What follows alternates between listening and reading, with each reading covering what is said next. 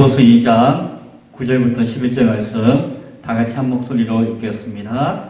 이러므로 하나님이 그를 지극히 높여 모든 이름 위에 뛰어난 이름을 주사 하늘에 있는 자들과 땅에 있는 자들과 땅 아래에 있는 자들로 모든 무릎을 예수의 이름에 꿇게 하시고 모든 입으로 예수 그리스도를 주라 시인하여 하나님 아버지께 영광을 돌리게 하셨느니라. 아멘. 부활의 몸으로 다시 오실 예수님이라고 하는 제목으로 함께 말씀을 나누겠습니다. 높고 낮음에 대해서는 상대적인 것 같아요. 상대적인 것 같아요.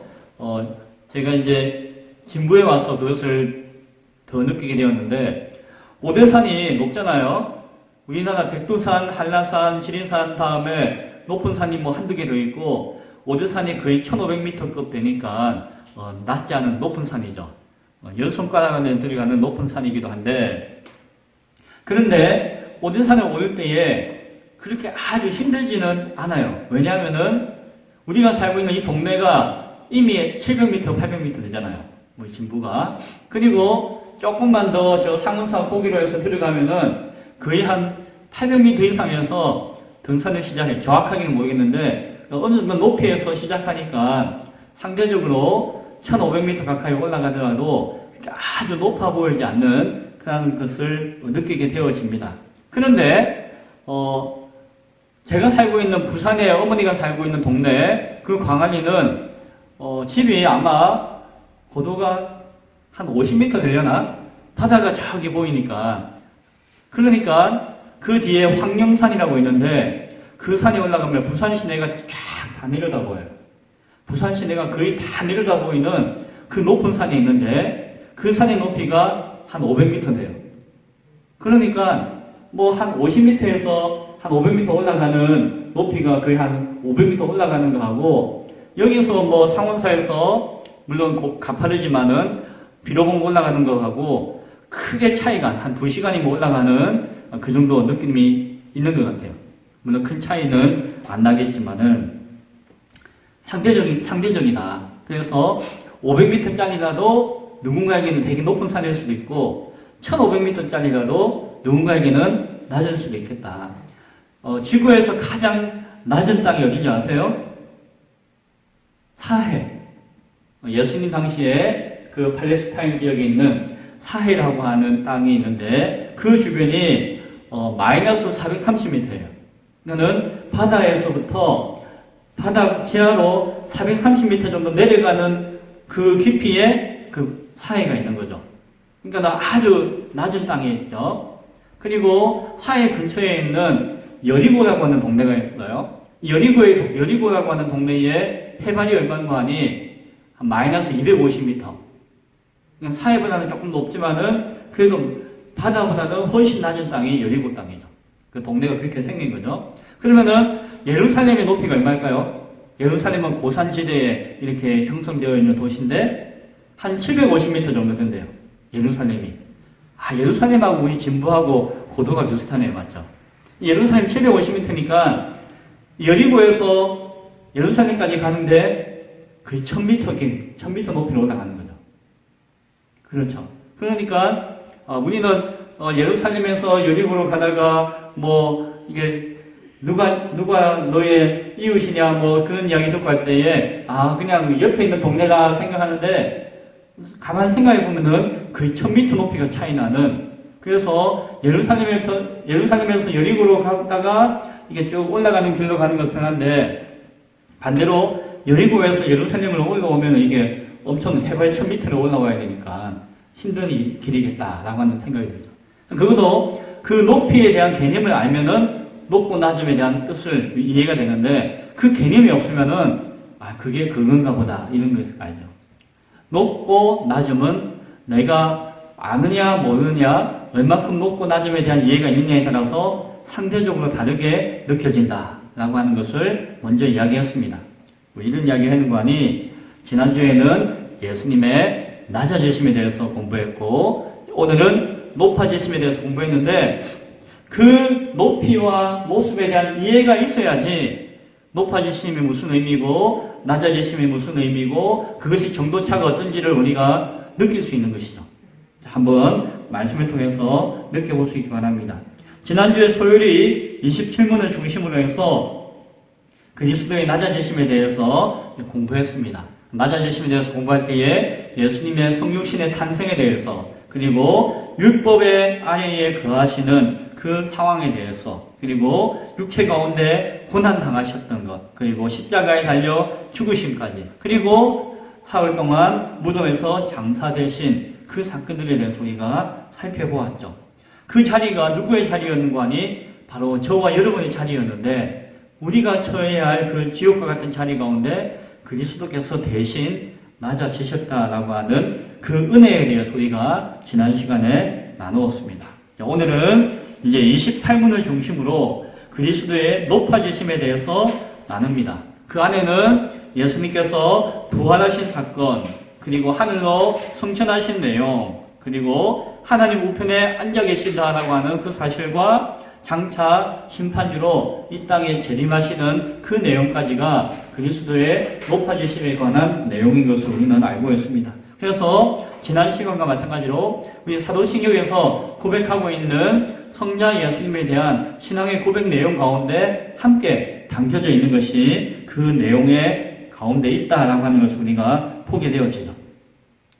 한편으로 보면은 원래 그리스도가 하나님이시니까 높은 분이시니까 제자리로 오신 것이다 라고 생각할 수도 있겠지만은 그래서 원래 있던 자리에 오신 것이니까 뭐 그러느니 보다 라고 생각할 수 있겠지만 우리가 생각할 때에 그 낮아지심의 그 깊이가 얼마나 큰 것인가를 바라본다면은 그 높이가 그냥 그 높이는 아닐 것이다.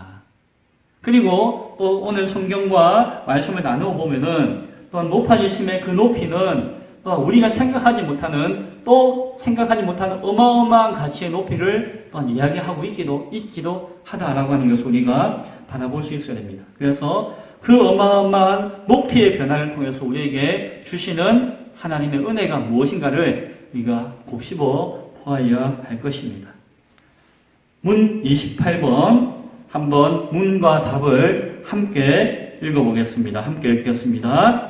그리스도의 높아지심이 어떠한가? 답. 그리스도의 높아지심은 사흘 만에 죽은 가운데서 다시 살아나신 것과 하늘로 올라가신 것과 하나님 아버지의 우편에 앉아 계신 것과 마지막 날에 세상을 심판하러 오시는 것이다.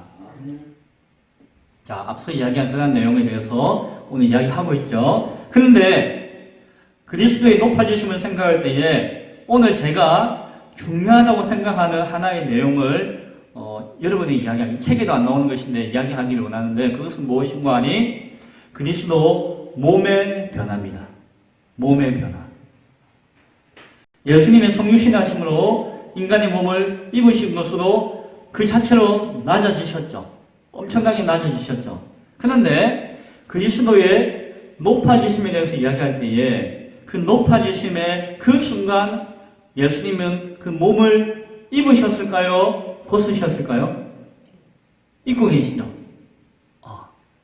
예수님은 그 낮아지심의 상징과 같은 입으심으로 말미암아 낮아지셨던 그 몸을 그대로 입고 가지고 높아지심의 모습을 가지셨다는 것입니다. 그러니까 쉽게 이야기하면은 그냥 가벼운 몸으로 휙 올라가는 것은 쉬울 수도 있는데 예수님은 낮아지신 그 인간의 몸을 그대로 입으시고 높아지심의 그 상황과 모습으로 오르셨다라고 하는 것을 생각할 때에 그 높아지심의 의미가 우리에게는 새롭게 다가올 수 있다는 것이다. 예수님은 한순간도 그 몸을 벗거나 버리지 않으셨다라고 하는 사실을 우리가 기억해야 됩니다. 그리스도의 높아지심은 하나님으로서의 영광을 회복하시는 정도만이 아니라 여전히 그 몸을 입고 계시면서 인간을 위해서 존재하고 계신다는 것입니다. 여기에서 우리는 높아지신 가운데 계신 그리스도 안에서 우리에게 주어지는 그 은혜를 발견하게 되어집니다. 우리 입장에서는 상대적으로 더 높고 높은 은혜의 자리로 바라볼 수 있다는 것입니다. 자, 먼저 첫 번째, 예수님은 죽음에서 부활하셨습니다. 예수님의 부활의 그 본질은 죽었다가 살아나는 데 있지 않습니다. 그렇죠? 나사로 같은 경우에 죽었다가 살아났습니다. 인간의 역사 가운데 죽었다가 살아났다라고 하는 사람들은 몇몇을 이야기하고 있기도 합니다. 그러나 그것이 부활의 본질이 아니라는 것이죠. 죽었다가 살아나더라도 그 사람은 여전히 늙고 병들고 또다시 죽게 되어질 것입니다. 그러나 예수님께서 부활하셨다라고 하는 것은 예수님이 부활하심으로 입으신 그 몸은 영원히 늙지도 않고 영원히 병들지도 않고 영원히 죽지도 않는 새로운 몸을 입고 부활하셨다는 것입니다.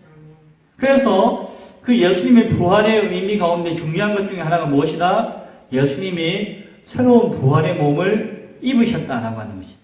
그 부활하시기 전에 입으셨던 그 몸과도 다른 새로운 몸을 입고 부활하셨다라고 하는 것입니다. 그래서 부활하신 예수님을 제자들이 금방 알아보았나요? 금방 못 알아봤습니다. 그거는 전혀 생각도 못했기 때문에 갑자기 짠 하고 나타나면 하다가 당황해서 모르는 것도 있겠지만 실제로 예수님의 몸이 이전의 몸과는 다른 모습으로 보여설 수 있는 가능성이 많다는 것을 우리가 생각해 볼 수가 있습니다. 광채가 났든지 피부가 좋아지셨든지 아니면 골격이 든든해지셨든지 허리가 쫙 펴졌다든지 그런 가시적인 변화가 있으셨다는 것입니다.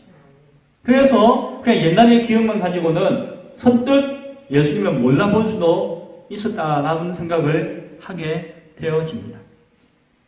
고린도전서 15장 42절에는 그 이하에는 이런 말씀이 있습니다. 썩지 아니할 것으로 다시 살아나시며 부활하신 예수님이 영광스러운 것으로 다시 살아나시며 강한 것으로 다시 살아나시며 신령한 몸으로 다시 살아나시나니 영의 몸도 있느니라 라고 이야기합니다. 그러니까 인간이 가지고 있는 그 육체의 한계와 다른 새로운 몸이 예수님을 통해서 우리에게 보여지게 되었다라고 하는 것을 성경이 이야기해주고 있는 것이죠. 그럼에도 불구하고 예수님은 그 새로운 몸을 입고 계셨지만 함께 제자들과 먹고 마시고 계셨다는 것을 우리가 성경을 통해서 보게 되었습니다. 그래서 그 예수님을 볼 수도 있었고 이게 만질 수도 있었어요. 그 새로운 몸을. 그러니까 그 신령한 새로운 몸을 입으셨지만 그 몸이 이름만 몸이고 우리가 생각하는 몸과 다른 것이 아니라 실제로 그 부활하시기 이전에 죽음을 당하시기 이전에 그 몸과 그 연속성을 가지고 있는 상관성을 가지고 있는 몸이라고 하는 것은 우리가 부인할 수 없다는 것입니다.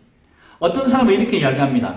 예수님이 부활하시고 난 다음에 방에 갇혔는데 갑자기 사라지셨다거나 아니면은 잘 보이지 않는 어느 한순간 보이지 않게 되었다거나 하는 유사한 내용이 성경에 나오니까 예수님의 몸은 우리가 알고 있는 그 몸과 다른 그 비물질적인 몸이다.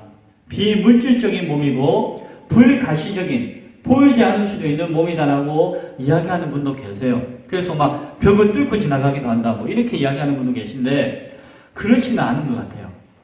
그 제자들이 느끼기에 예수님이 문이 닫혔는데도 열고 나가셨는데 그 인지를 못하거나 순간적으로 그것을 바라보지 못하거나 놓쳤다고 이야기하는 것이 더 합당하다.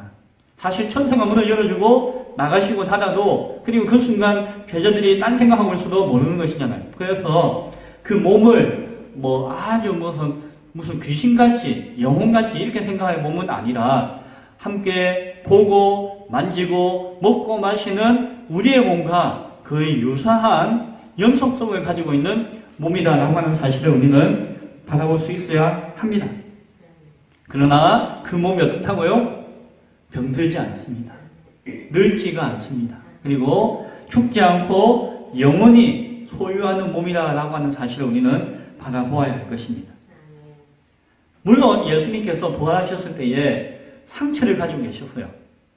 못 잡고 보아라. 그렇죠. 완전한 몸인데 그 상처를 가지고 계신 것은 분명히 그것은 그리스도의 모습을 표적으로서 증거하고 나타내실 필요성 때문에 그 목적으로 의도적으로 가지고 계신 것이었지 그 몸이 불완전한 것이라고는 이야기할 수 없다는 것입니다. 그래서 장차 우리가 부활하게 되면은 그 몸을 우리가 잊게 될 것인데 그 몸을 잊게 되어지면은 우리가 가지고 있는 흉터와 상처는 어떻게 될 것이다?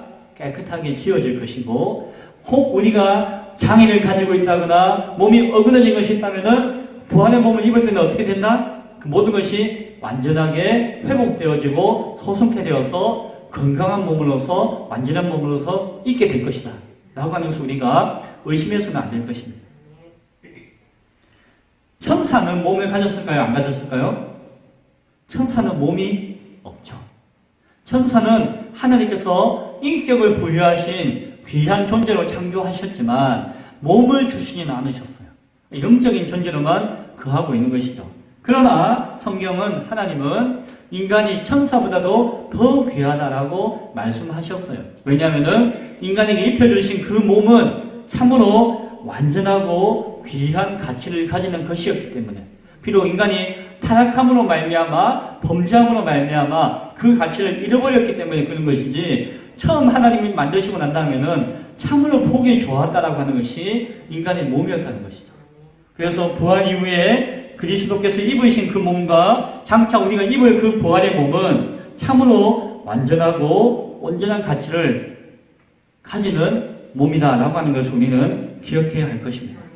자, 부활하신 그리스도를 통하여서 이 몸을 입고 부활하신 그리스도를 통하여서 우리가 이제 다시 한 번 더 확인할 수 있는 것을 몇 가지 정리하면은 첫 번째, 예수 그리스도가 부활의 첫 열매가 되어 주셨다라고 하는 것이에요. 즉 거듭난 성도의 소망이 되어 주셨다라고 하는 것입니다. 앞으로 장차 모든 거듭난 성도, 믿음의 성도들은 부활에 동참하게 되어질 것입니다. 그리고 새로운 부활의 몸을 입게 되어질 것입니다. 그리고 그 몸을 입고 영원히 하나님의 나라에서 주님과 함께 거하게 되어질 것입니다. 그 역사적인 사건에 대한 첫 열매로서 예수님께서 부활을 통해서 우리에게 증거하여 보여주셨다는 것입니다. 두 번째, 예수님께서 죽음에서 이기시고 부활하심으로 말미암아 예수님의 구원의 사역이, 구속의 사역이 완전하게 이루어졌고 그 구속이 완전하게 이루어졌다라고 하는 것을 하나님이 인정하시고 선언하시고 선포하신 사건이 부활의 사건이다라고 하는 것을 우리는 바라볼 수 있어요. 그래서 부활을 통해서 높아지신 그리스도를 통하여서 우리에게 소망이 되어지고 하나님께 영광이 되어지는 놀라운 은혜가 그 가운데 있다는 것을 우리는 바라볼 수 있기를 바랍니다. 두 번째, 예수님께서는 승천하셨습니다. 하늘로 올라가셨습니다. 그리고 하나님 보좌 우편에 앉아 계신다라고 성경은 이야기하고 있습니다. 부활하신 다음에 이 지상에서 약 40일 동안 제자들과 함께 거하셨죠. 그리고 베다니에서 제자들에게 축복하시면서 제자들이 눈으로 보는 가운데서 그 몸을 입고 하늘로 들려 올라가셨어요. 갑자기 뿅 하고 사라진 것이 아니라 제자들이 보는 가운데서 서서히 하늘로 올라가셨고 구름에 가려워서 보이지 않을 때까지 제자들은 그 올라가시고 계시는 예수님을 바라보았다라고 이야기하고 있습니다.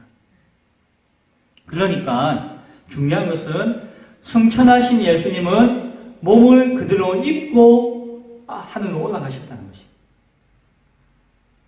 그리고 하늘에 하나님 보좌 우편에 앉아 계시다라고 하는 그 표현을 통해서 계시는 그 하늘에 계시는 그 그리스도의 모습은 그 몸을 여전히 입고 계시다라고 하는 것을 우리가 바라볼 수 있어야 됩니다. 스데반이 순교하는 순간 하늘이 쫙 열리면서 하늘에 서 계신 그리스도를 바라보았다라고 성경은 이야기합니다. 예수님께서 제자들에게 약속하시기를 내가 먼저 하늘로 올라가서 너희들의 처소를 준비하고 예비할 것이다. 그리고 다 깨끗하게 준비하고 잘 준비하고 난 다음에 내가 너희를 데리러 올 것이다. 너희를 데리고 와서 너희를 데리고 올라가서 그 처소를 너희에게 줄 것이다 라고 말씀을 하셨어요. 그러니까 예수님께서 계시고 장차 우리가 들어가야 할 그 나라의 모습, 그것은 그 아주 피상적이고 영원히 존재하는 나라가 아니라 하나님이 시간과 공간을 창조하시고 그 안에 우주를 만드셨잖아요. 이 피조되어진 우주의 공간 가운데서 거하는 세상인 것을 보게 되어요. 하나님이 창조하신 이 세상은 한번 만들었다 버리는 세상도 아니고 만들었다가 없이 하는 세상도 아니고 하나님께서 전심전력으로 창조하셔서 인간과 함께 거하기를 원하신 목적으로 창조하셨고 구원하실 그 백성들과 함께 영원히 그 나라에서 함께 거하신다는 사실을 우리가 바라볼 수 있어야 됩니다. 그래서 장차 우리에게 약속되어진 새 하늘과 새 땅은 몸이 거하는 물리적이고도 장소적인 공간이라고 하는 것을 우리가 생각하게 되어집니다. 그 나라를 우리가 볼 수 없다고 해서, 그것을 우리가 이해할 수 없다고 해서 그것이 우리 가운데 존재하지 않는다라고 부정할 수 없다라고 하는 것을 우리는 바라봐야 합니다. 마찬가지로 하나님의 가시적인 나라가 장차 우리에게 예비되어지듯이 성경에 기록되어진 멸망의 지옥도 장소적으로 물리적으로 우리에게 주어진다는 사실을 하나님을 알지 못하는 영혼들에게 육체를 입고 그들이 나아가야 하는 공간이라고 하는 사실도 우리는 믿을 수 있기를 바랍니다. 인간의 몸이 이 물리적인 공간의 어떤 제한을 가지고 있잖아요. 역시나 예수님께서 승천하신 그 공간도 그 공간적인 장소의 개념과 모습을 가지고 있다는 것을 우리가 바라봐야 합니다. 그 실제적이죠, 정말. 뭐 상상이나 관념이나 그것이 아니라 정말 하나님의 역사는 우리 가운데 구체적으로 하나씩 나타나 이루어진다는 것을 우리가 이해할 수 있어야 될 것입니다. 자, 예수님의 승천을 통해서 우리가 또한 정리하면서 생각해야 될 것들은, 하나는 예수님께서 아버지 하나님의 영광과 권세와 존귀를 가지고 계시다는 것입니다. 하나님 우편에 앉아 계신다라고 하는 것은 하나님 보좌가 있고 그 옆에 예수님 보좌가 있어서 그 옆에 딱 앉아 계신다라고 하는 의미가 아니에요. 이것은 관용적이면서도 상징적인 비유의 표현인데, 오른팔 하면 뭡니까? 가장 힘 있는 자를 이야기하잖아요. 하나님 우편이라고 하는 것은 하나님의 권세와 영광과 존귀함을 그대로 가지고 계시다는 것을 이야기하는 것입니다. 누가요? 승천하신 예수님께서. 그래서 하나님 보좌 앞에서 하나님의 영광과 권능으로서 존재하고 계신 것을 우리는 알아야 할 것입니다. 또한 동시에 그 영광과 권세를 통해서 이 땅을 통치하고 다스리고 계시다는 것입니다. 언제요? 지금 이 순간에. 그래서 우리를 위해서 중보하시고 기도하시며 또한 성령을 통하여서 부어주심으로 교회를 변화시키시고 교회를 새롭게 하시고 교회를 통한 사명을 이루게끔 도와주고 계시다는 것입니다. 또한 마지막으로 모든 믿음의 성도들이 장차 새로운 부활의 몸을 입고 그 하늘의 처소로 올라가게 되어진다는 사실이에요. 그리고 그 사실을 직접적으로 그 몸으로 올라가심으로 말미암아 우리에게 증명하여 보여주신 것이 예수님의 승천하심이다 라고 하는 것을 우리가 기억할 수 있기 바랍니다. 마지막으로 세 번째, 예수님께서는 장차 심판주로 이 땅에 재림하여 오실 것입니다. 재림하신 예수님에 대해서는 여러 가지 생각과 의견과 주장들이 많습니다. 누군가에게는 다시 오실 예수님은 정말 소망하며 기다리며 만나서 반가운 분이기도 하고, 누군가에게는 두렵고 떨리는 정말로 맞이하고 싶지 않은 순간이기도 할 것입니다. 그래서 사람마다, 형편마다, 상황마다, 역사마다 다양하게 다시 오신 예수님에 대해서 그리워하며 생각하며 또 주장하고 있기도 합니다. 그러다 보니까는 여러 가지 의견들이 분분하기도 해요. 그리고 또 하나님께서도 내가 언제, 어떻게, 어디로 온다고 하는 것에 대해서는 그것은 알지 못한다. 그것은 알 수가 없다라고 이야기를 하셨어요. 그래서 우리가 그것에 대해서 분명하게 알 수는 없을 것이에요. 그리고 알 수 없다 하더라도 그것에 대해서 불편해하거나 불만해할 것은 아니다라고 하는 소리는 기억해야 할 것입니다. 그러나 오늘 우리가 분명하게 이야기할 수 있는 것은 성경에서 말씀하고 있는 모든 재림과 심판에 관한 그 내용들이 인간의 역사에 대한 종말을 이야기하고자 말씀하시는 것만이 아니라는 것입니다. 인간에게 심판하시고 뭐 착한 사람 칭찬하고 나쁜 사람 벌 주고 하는 역사를 끊고 종말을 선포하시고 심판을 이루시겠다라고 하는 목적 가운데 그 의미 가운데 그 말씀들을 주고 있는 것만이 아니라는 것입니다. 그럼 무엇입니까? 심판과 재림과 다시 오실 그 예수님에 대한 말씀을 우리에게 주시는 것은 이 땅에 사는 날까지 우리가 믿음을 가지고 이 땅에 살아가는 성도들이 하나님의 말씀 앞에 순종하며 거룩함으로 살아가야 할 이유가 있다라고 하는 것이에요. 그래서 그 이유가 있기 때문에 말씀에 순종함으로 거룩함으로 이 땅에서 살아가야 한다라고 하는 것을 권면하기 위해서 주시는 말씀이라는 것이에요.